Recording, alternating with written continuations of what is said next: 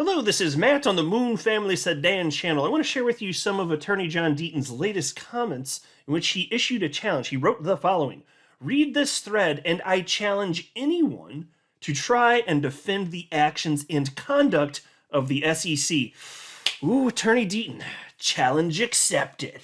No, I'm kidding. No, the SEC is a bunch of asshat pricks. No, I'm not going to defend them. But I responded to him because you may recall that I shared something from a John Reed Stark. It's this guy on your screen right here, former SEC chief. And he actually has indicated that he believes today that Bitcoin is a security. Even Gary Gensler doesn't think that. So this guy's extreme. He's truly extreme. But he put out this blog, and I covered it in detail, but just the other day, about how this idea of regulation by enforcement, it's a myth. It's utter nonsense. He literally called it utter nonsense, which itself, that comment is utter nonsense. So everybody in the entire crypto and blockchain industry, we're just all wrong. Everybody's wrong, but he's right. And well, then why don't you see these types of complaints in other markets? Why don't you see these types of complaints, with equities? Why don't we see that? How come it's just crypto? So obviously he's wrong, and we all know it, and we can laugh about it. But as I was reading through these latest comments from Attorney Deaton, I thought the following, and I wrote this on Twitter just yesterday. I said, as I was reading this thread, I kept thinking about former SEC Chief John Reed Stark's blog from 2 days ago, in which he insists that regulation by enforcement is just a myth. It's not real. He called it utter nonsense. And I think as you go through this, and you'll see why I was thinking what I was thinking. Of course, we were just hot off the heels of that blog of crap that John Reed Stark put out. But it made me personally think that. And there's a lot of other stuff in here, including stuff from comments you're going to want to see from Jeremy Kauffman, who, of course, is the creator of LBRY. But before going further, I do want to be clear, I do not have a legal or financial background of any kind. I am not offering legal or financial advice, and you definitely should not buy or sell anything because of anything I say or write. I'm just an enthusiast who enjoys making YouTube videos about crypto-related topics, but just as a hobby and just for fun.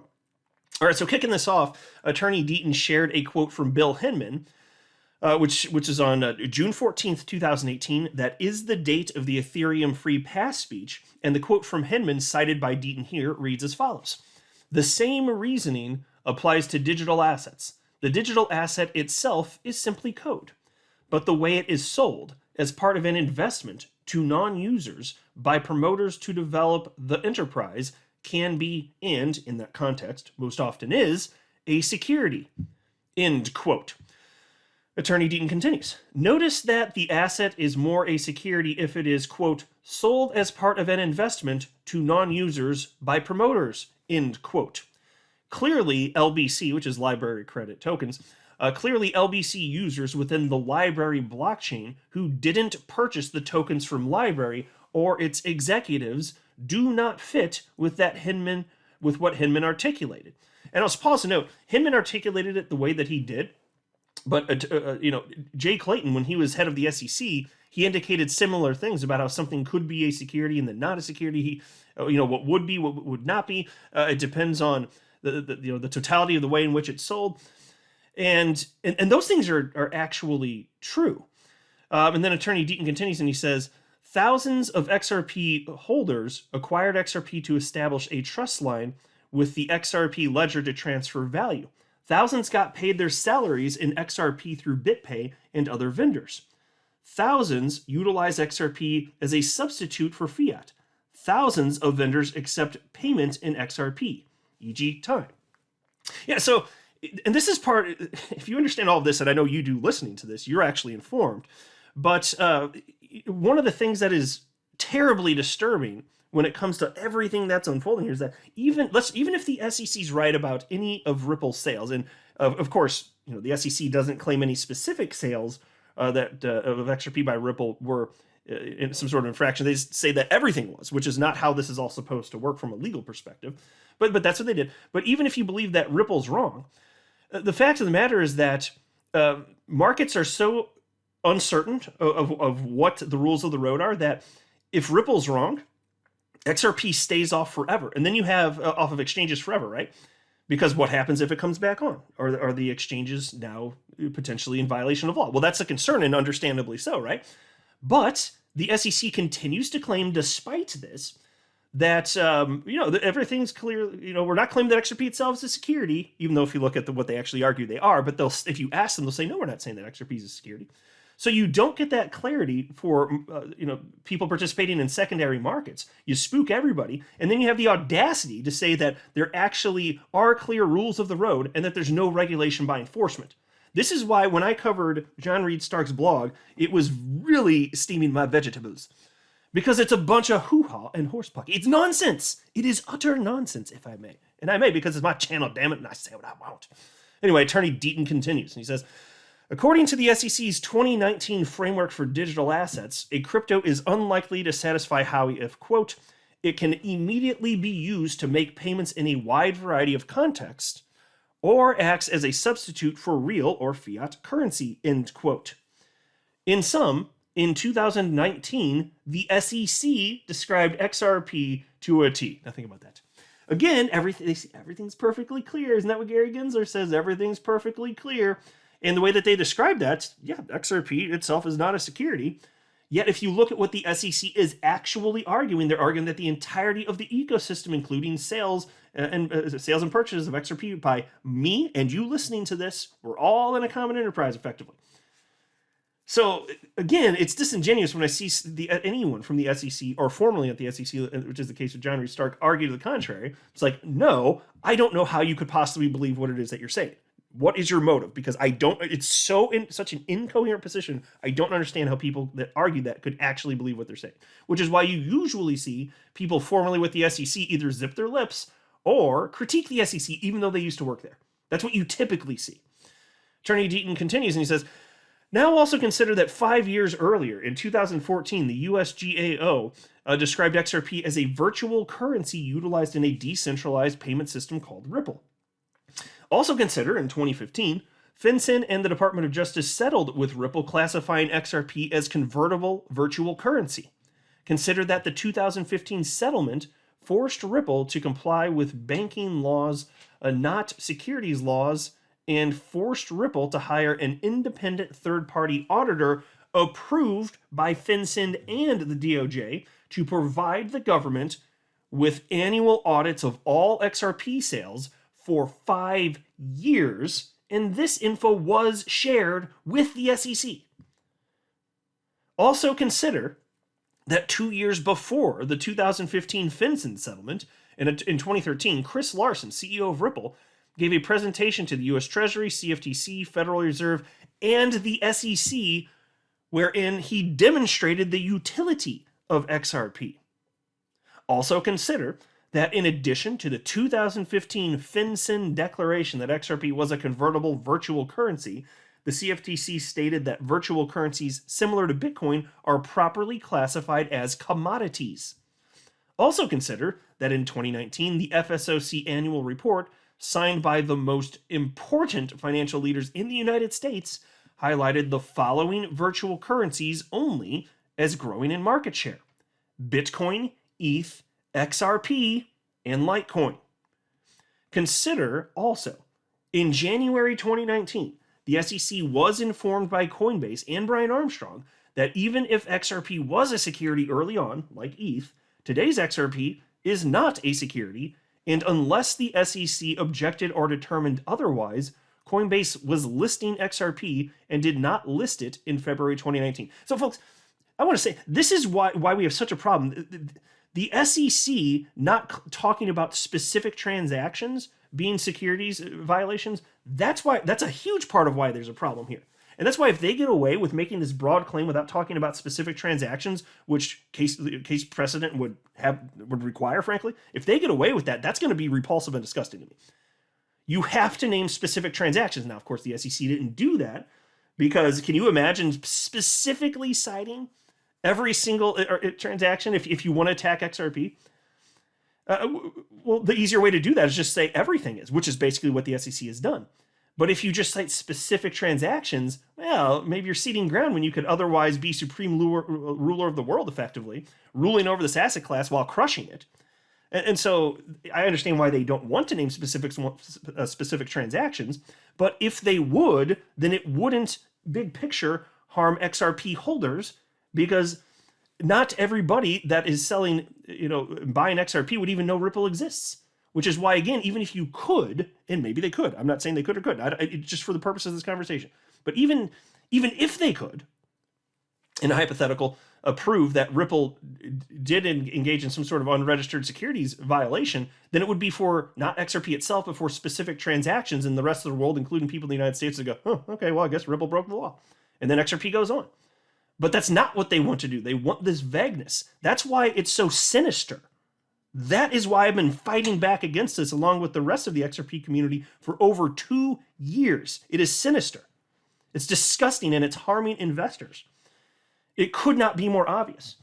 And so, that's why something cannot just be labeled itself as security and then anything touching it forever and for all time throughout the expanse of the universe, it's a security forever. Because then oranges are securities, and we know how stupid that is. Oranges are not securities, damn it. It burns my biscuits, folks. Attorney Deaton continues, though. Now consider 6 months after Coinbase met with the SEC about listing XRP. MoneyGram filed a disclosure with the SEC informing the SEC that Ripple was going to be transferring XRP to MoneyGram, who would then utilize XRP in its cross-border payments business. Also consider that the SEC knew that MoneyGram was selling XRP on exchanges like Coinbase to the general public, and the SEC did nothing. So pause. Have you ever asked this question? So it's already weird that if the SEC knew that everything touching XRP was bad and illegal, why did they approve the MoneyGram transaction? So that's one thing. We talked about that before. That's weird in and of itself. But then you think after they developed the way that they were posturing negatively against the crypto sphere, what happened last year when Coinbase announced that they were going to launch their Lend program? They just told the SEC what they were going to do, and the SEC says, if you do this, we'll sue you. But again, years prior to that, though, SEC, approved the Ripple and MoneyGram partnership, so they knew it was going to happen. They're like, okay, yeah, that sounds good. So what happened? They developed their sinister strategy further, and at that point, they're like, yeah, it's crush everything time. If Ripple, even if Ripple hadn't been sued last year, if they came out with that, proposed partnership, the SEC probably would have prevented it then. But they didn't know what the hell they were doing.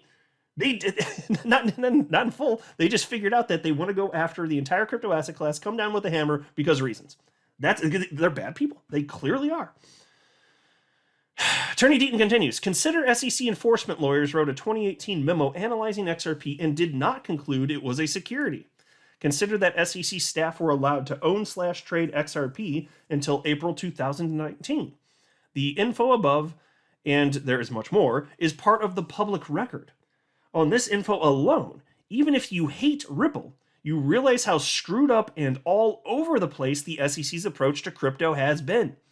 What I've discussed above is public. It doesn't take into consideration the non-public information. Now wait until we see the Hinman emails and drafts of the speech. According to Brad Garlinghouse and Stuart Alderati, when we read it, it will shock us. And that's a quote from Brad Garlinghouse. He said, it will shock us. It's on your screen. I'm not going to read it again. I've covered it in previous videos. But anyway, Attorney Deaton then says, back to LBRY and LBC. The SEC concedes that the majority of LBC token holders are users. The very thing Hinman said that didn't apply to securities laws. Yet, the SEC refuses to distinguish those users and exempt them from the application of those securities laws. The January 30th LBRY hearing is one of the most important events in crypto. By the way, when the transcript of the November 21st, 2022 LBRY hearing is made public, the on-the-record statements made by Jeremy Kauffman to the judge need to be sent to every senator and congressman. Below is a perfect summary of the current regulatory status in the United States for entrepreneurs involved in blockchain technologies. And check this out. He wrote that in all caps, that part that I just shared with you, for a reason. Check this out. He writes the following, and you're going to want to hear this. At the November 21st, 2022 hearing, after the SEC won the case, Jeremy Kauffman, who of course is the founder of LBRY, Jeremy Kauffman pled with the court, and here is a summary of what he said. LBRY has been going back and forth with the SEC for 5 years. Throughout that entire period, we have begged them. We've said we will do anything, make any changes, like there are other currencies like Ethereum, and Bitcoin that have this non-securities designation. Jeremy Kauffman explained how he offered years ago to destroy the entire pre-mine. He said he offered years ago. He would fold the entire company and give every dollar in the bank accounts. He said, all we've ever wanted was to achieve the same legal status of Bitcoin and ETH. So again, pause here. We can't see the transcript because Attorney Deaton, although he has it, he can't share it yet. But he's sharing the information from that actual hearing. So the information itself, it's not forbidden to discuss. You know, he was there. Okay. He just can't share the specifics. So we're getting some paraphrasing. So this is like almost like an early viewing. Perfectly legal, obviously. He's not sharing the transcript, which he can't do. But we're actually getting a taste here of actually what was said. And so that's why that's why one of the reasons it's extra interesting, but it's ridiculously important either way. Anyway, and then Attorney Deaton continues, and he's talking. This is more of what Jeremy Kauffman had to say. I just want to know what the rules are. Tens of thousands of other companies just want to know the rules. It's okay if we lose. What I would like to come out of this is at least some knowledge of what the rules are. There are so many smart people who want to be building and working in this field. Everyone in my company, whether we work at LBRY or not, wants to keep doing this work. And I thought for sure that by the end of this, we would at least know what the rules are. And then Attorney Deaton continues and says, he expressed to the judge that still to this day, no one does. After all these years, no one knows the rules on how to build a technology with a token and comply with U.S. securities laws. And so again, pause. That's why, and that's one of the many reasons why, as I've been going through this thread, when I went through it the first time, even the other day, I was like thinking back to what John Reed Stark said. I'm like, how can he believe what he's saying? Like, how dare he put out this complete tripe? Like, participants in the United States in the world of crypto and blockchain have no idea how to proceed doing this. And if John Reed Stark's position is that it's very clear, then the only way that it can be very clear is the answer is you cannot do that. You can do it everywhere else on the planet, but you can't build a company with a token here in the United States. No. You want to do that stuff, you do it somewhere else on the planet. Now, that's absurd. You know, the idea of not, recognizing that there's new technology that doesn't fit inside the wheelhouse of current regulatory framework and just being like, well, let's just throw the technology away instead of, making sure that we can accommodate this new unforeseen technology. That's absurd. You'd have to hold that position to have the position of John Reed Stark. It's ridiculous. Attorney Deaton continues. Jeremy Kauffman said, I honestly don't care about arguing the penalties. I mean, the SEC has won. LBRY is almost certainly dead. The SEC's objective of bankrupting us through the process, which they threatened privately 3 years ago, they succeeded. Now that's gross. They threatened you threatened bankruptcy to a privately held company? What in the ever-loving hell is that? It's gross. These people are awful. And then Attorney Deaton wraps this up by saying, also in the hearing, Jeremy Kauffman went on to plead for clarity for the users of the platform and for clarity regarding secondary market transactions. We have a hearing on January 30th on the matter. Yeah, so we'll see what happens. And again, that's why I'm very concerned about what happens in the SEC v. Ripple case. Because if the SEC were operating in good faith, maybe they still attack Ripple, but you go over specific transactions and you got to plead your case and prove that there's somebody where it's clear that they'd be within this wheelhouse of what a common enterprise is, and then it would impact it'd be a very small number of total transactions that ever occurred on the XRP ledger, very small percentage, and then life goes on. But that's not what they're doing. Everything is, but that's not how the law works, which is why I don't see how the Judge Annalisa Torres could possibly grant a motion for summary judgment in favor of the SEC as requested, at least. I don't see how that happens. And so to claim that there's all this clarity and participants in secondary markets don't know what to do, developers building on top of various blockchains in the United States don't know how to build a company complying with SEC law if there's a token involved. This is so obvious. This is not right. I'm not a financial advisor. You should not buy or sell anything because of anything I say or write. That would be a very, very, very bad idea. Until next time, to the Moon Family Sedan.